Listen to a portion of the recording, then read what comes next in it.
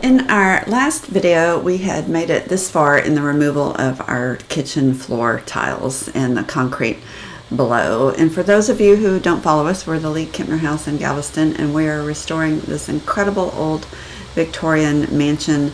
And this is one of our last big structural issues. The concrete subfloor under the kitchen is extremely unsafe and damaged and could harm people on the ground floor below. So it's all coming up, and we've been doing a lot of prep work to get ready for this day. It's a sad day for us. These tiles are pretty precious, and our goal is to save everything, put it back the way it is before we start this process so that no one will ever know. But to do that, we've got to get all these tiles up, and we are in uncharted territory. So we've been doing all that preparation, but now comes the time to try. So Ricardo, my mason, has this small little hammer, jackhammer thing with a very thin blade. So our first step is to try to use it to go up under the tile. And a lot of these tiles, well, a good portion of these tiles are no longer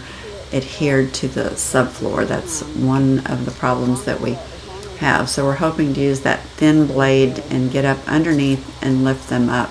The other problem we have is that they're octagon shaped, and if you don't get them pulled straight up, if you do it at an angle, it puts pressure on the edge and it chips them because there's not really much of a grout line between them. They are set very, very tight, and there's just an incredibly thin amount of grout at the top. So this is going to be quite a bit of work.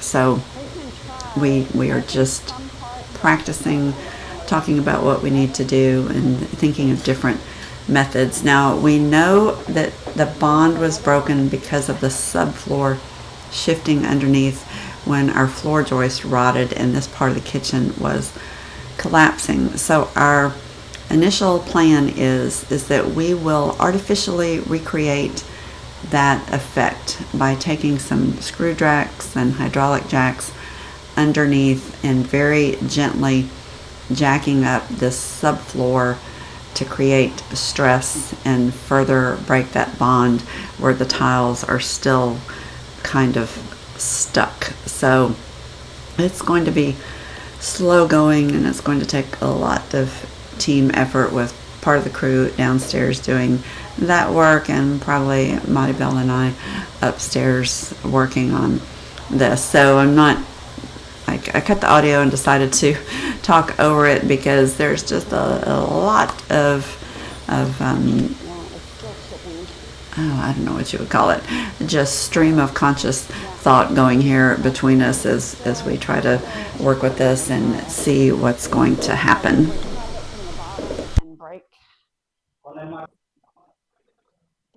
So we get everybody involved in this thought process because there's a lot more information in our collective brains than any one person's brain. So there are many ways to approach this, and we decide kind of the obvious place to start is where the tiles are the loosest, and that's up against this outer wall. So Ricardo takes a turn, Juan and Luciano come up. We all kind of look at different things, look at different areas of the floor. Everybody kind of needs to understand what's going on and get a feel for just the delicate, if there is you can say delicate nature about jackhammering concrete and tile out, but these tiles are very precious and we don't want to break them. So we want to make sure everybody's on the same page and kind of understands the process and what we're trying to achieve. And we do have a language barrier. Ricardo's English is good, Maribel's is great,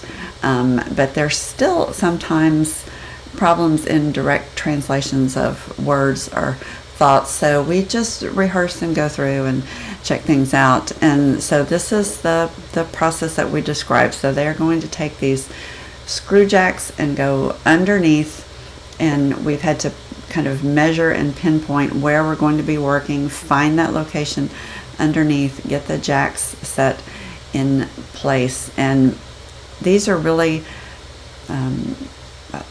like a support post. They're not really made for adding force, but they're made for just holding things up. So you can see they put a hydraulic jack on the top. It can exert a lot more force than just that screw turn to lengthen the pole. So they're going to put that up there and jack. And this is mimicking what happened with that temporary support beam, if you saw those videos, where we had to lift up this part of the house to build a wall underneath and then set it back down.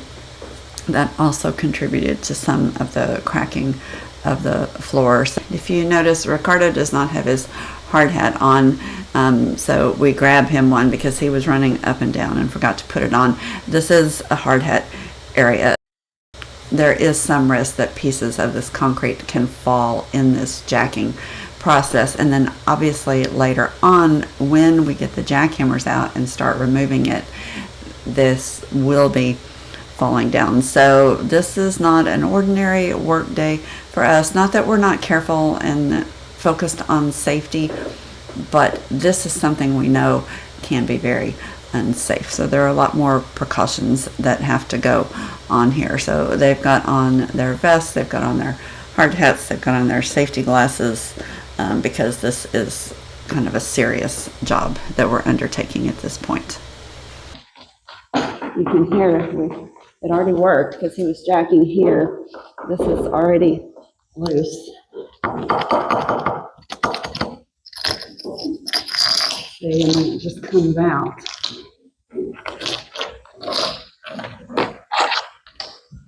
Look, it worked over here, Moneyball.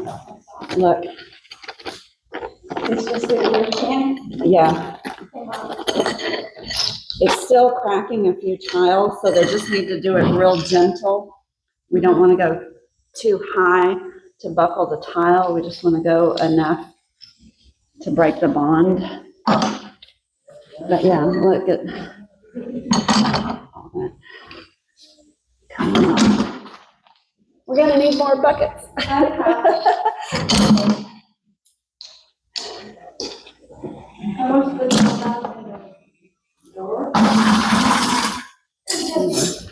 There we go. So, and then we can, I was going to show you this.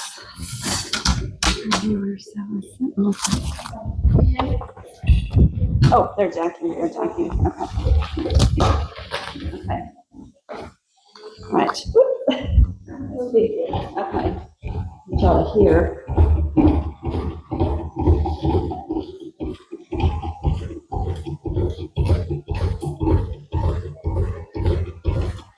Okay. Stop. Yeah. Stop. Hold on.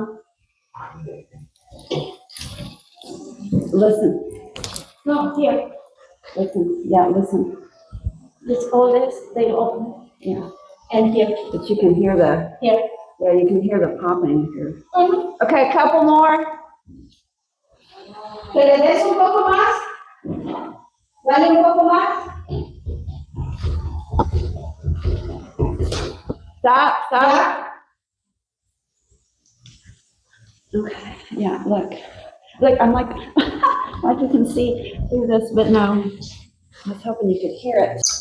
Look at all the gaps that opened up because they just slightly humped this area. Now it makes me leery to walk on it too much because it is cracked, but I can feel it in my feet that this is not attached. You know what I do have upstairs are some big sheetrock blades that are super thin that we might be able to put under. Let me go grab those. So we may have them stop for a minute. Let's see what we get up. And maybe up here, but they may also be downstairs in the drawer. I've got 3 flights of stairs between all the tools, and I never look in the correct place first. So, yeah, no, they're not here. They're not here, which means they are downstairs. So I had a 50-50 chance. I chose the wrong way. Okay, now my adrenaline is going and I'm feeling not nervous, but excited. So the sun is coming in. Sorry about that. That's weird with the light.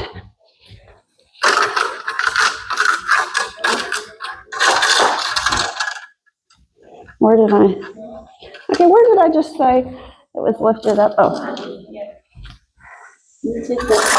Ah, yeah. Yeah, that's easy. Let's see over here.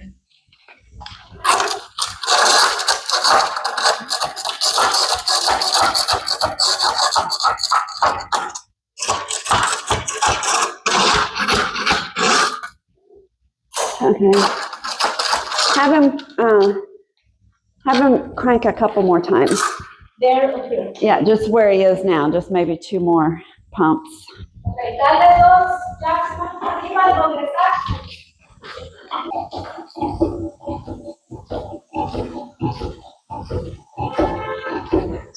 Yeah, listen to it now. Yeah, hold this and so.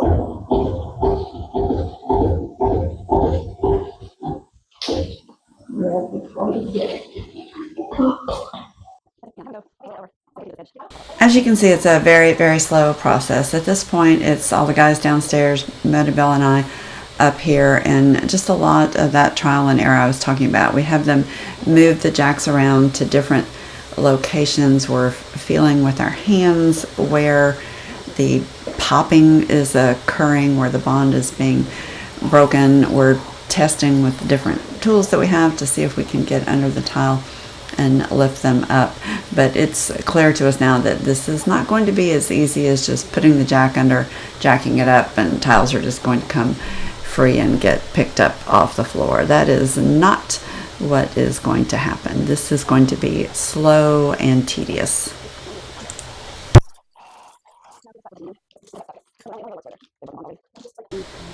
And just a personal aside, given the arthritis and the condition of my knees, I'm not sure I'll be able to walk again. It's a lot of squatting up and down.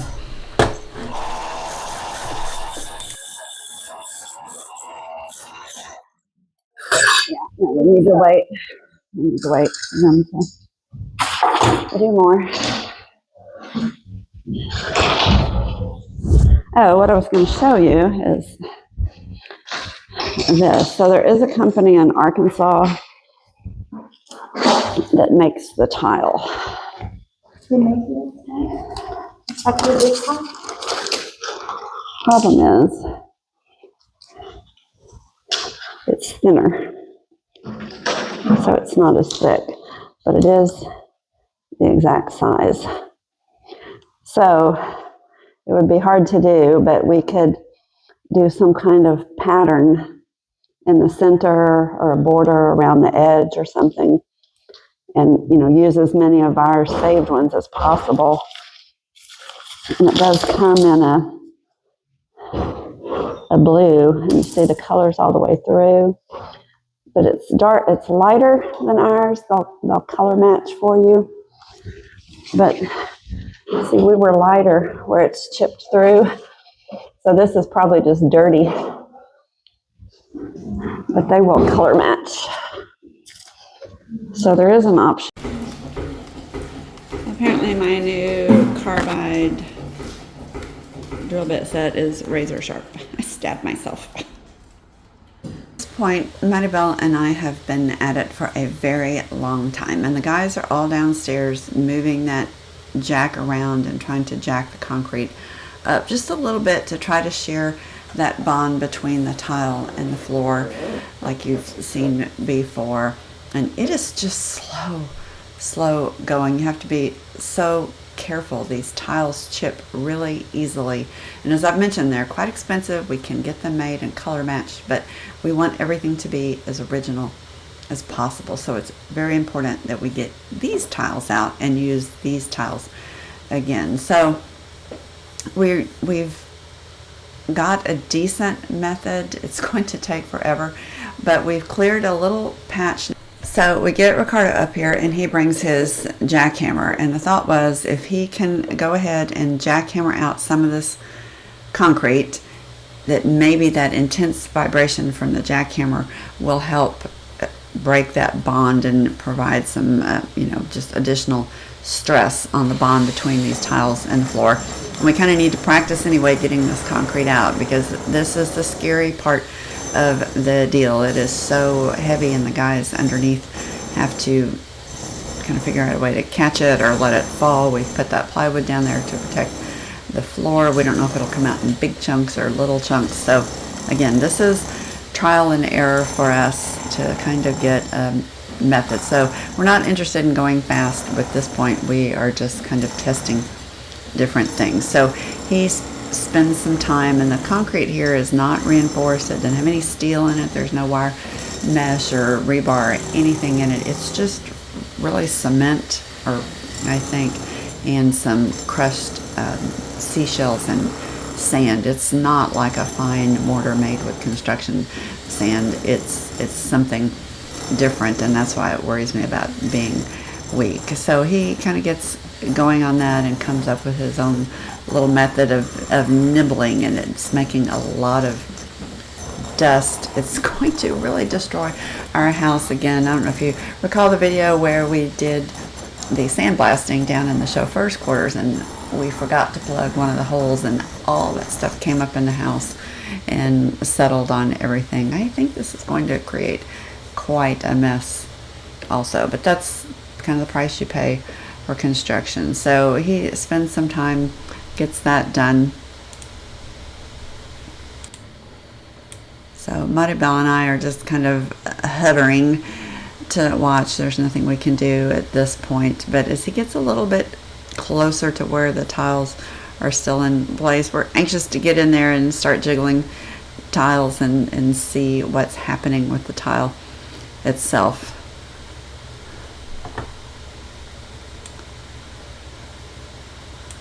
At this point, one of our volunteers, Kathy, comes in, and the guys start coming in from the basement. We are all very interested in this tile.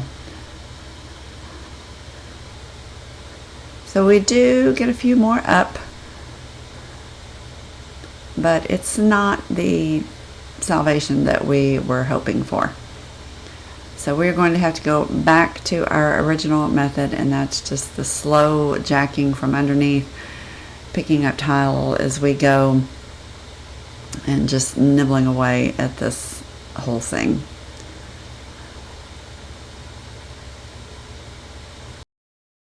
It's a little funny to me to see this video, because every time you see us standing still with our hands on our hip, that's kind of our pondering pose where we stop and talk and discuss what we're doing and is it working or not. And it happens a lot, apparently. So I've jumped forward in time quite a bit. You can see that the tile is all up now, going from where we were working over to the sink, and there's a lot more concrete removal to do at this point, and we are creating big giant holes or gaps between up here and the basement below. So we start bringing in the plywood to give ourselves something to work on. These guys walk up and down the joist and kind of balance themselves, but it makes me a little bit nervous. I like to have a better footing.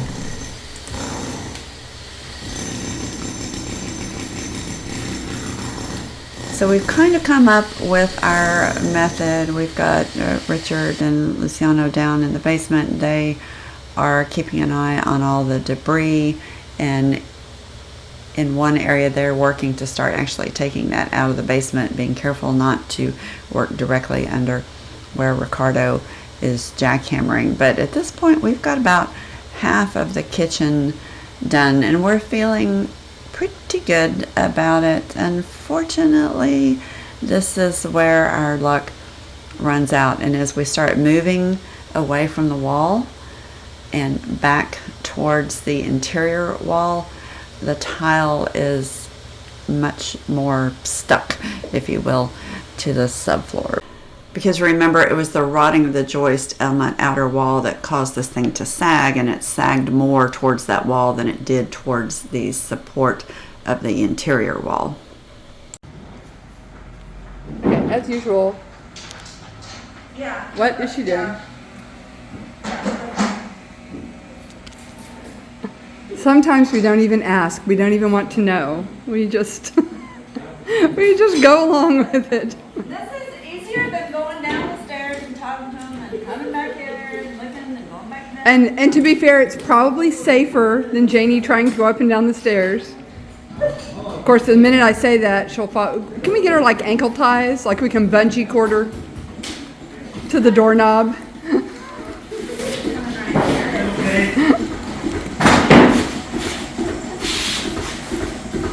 Look, I'm protecting my knees.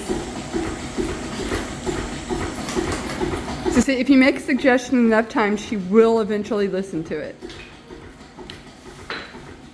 Are you making sure they don't jackhammer up under you?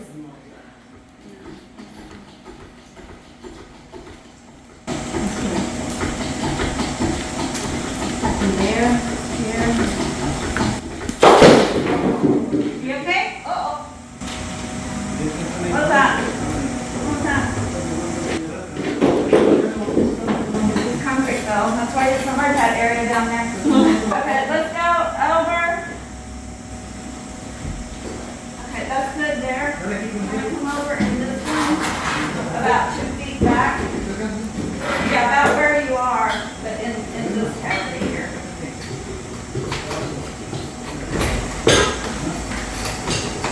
Oh, it's so much fun. I'm going to stay on this side of the threshold.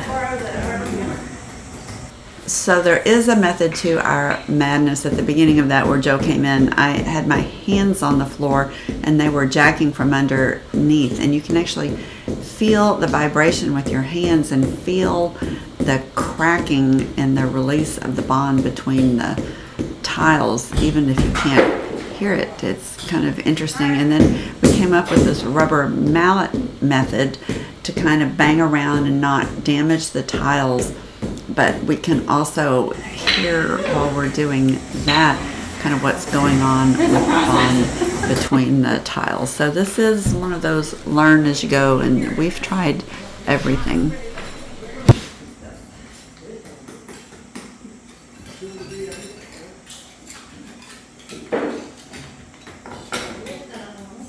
Oh, there we go.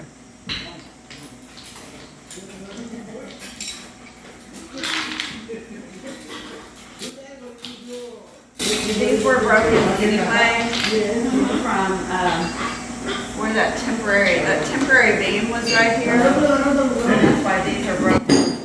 But it gives us a starting place. When we got to the point in the floor where that temporary beam had been, that's where everything changed for us. That beam did a good job of supporting the kitchen floor between where it was and the wall that's to my back, that interior wall of the kitchen. So that part did not sag nearly as much, and everything is much more attached at this point. Now, we maybe could have built up a subfloor, left the tile here because it was pretty well adhered, but we still had the problem of the concrete below falling, and it's really the safety issue that we're trying to address. So that concrete does need to come out. So at this point, there's the 2 layers of concrete, not just the one, and you'll have to go back and look at all those old videos to see how this floor was poured, but it was basically in 2 layers for those of you that hadn't seen that.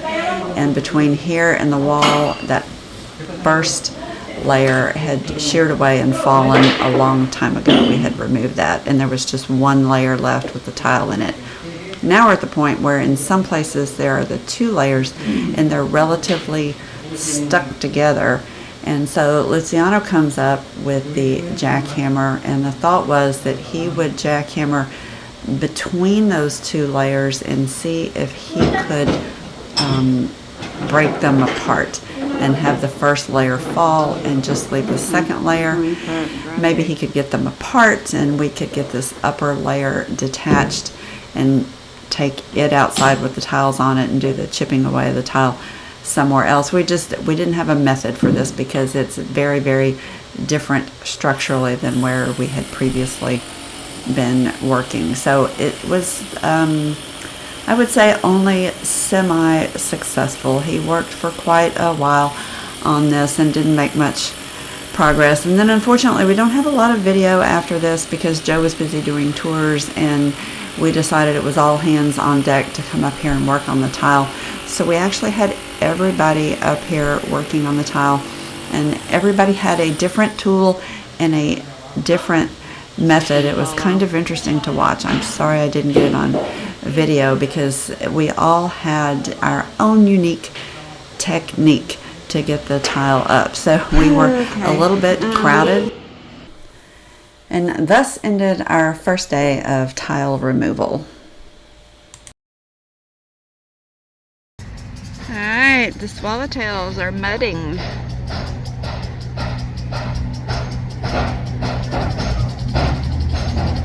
They drink water from the mud to pick up nutrients. Ooh, he's fast, little guy.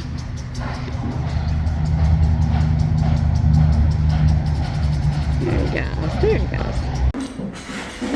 Alright, I am late to the party this morning. They've already been busy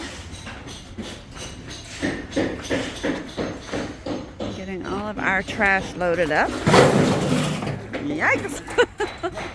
That's noisy.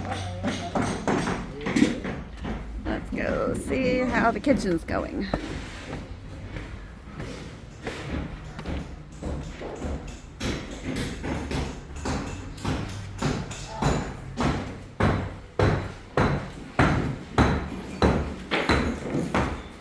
Morning.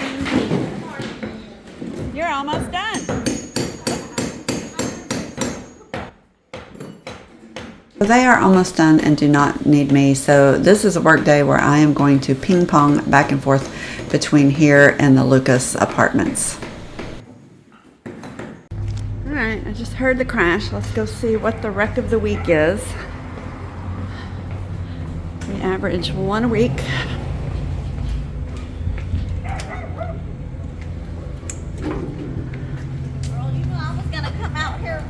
One a week. Tis the season. Tis the season. Every day, every... Alright, the floor is coming in.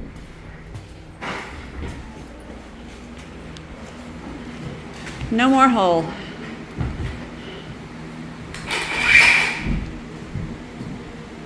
Okay, a little bit of the before. Today's activity has been touch-up painting, and the front of these stairs never got painted. I had a brilliant idea to cut some 1/4-inch plywood to put on them and stamp them with the original pattern of the bathroom tile in the main apartment building.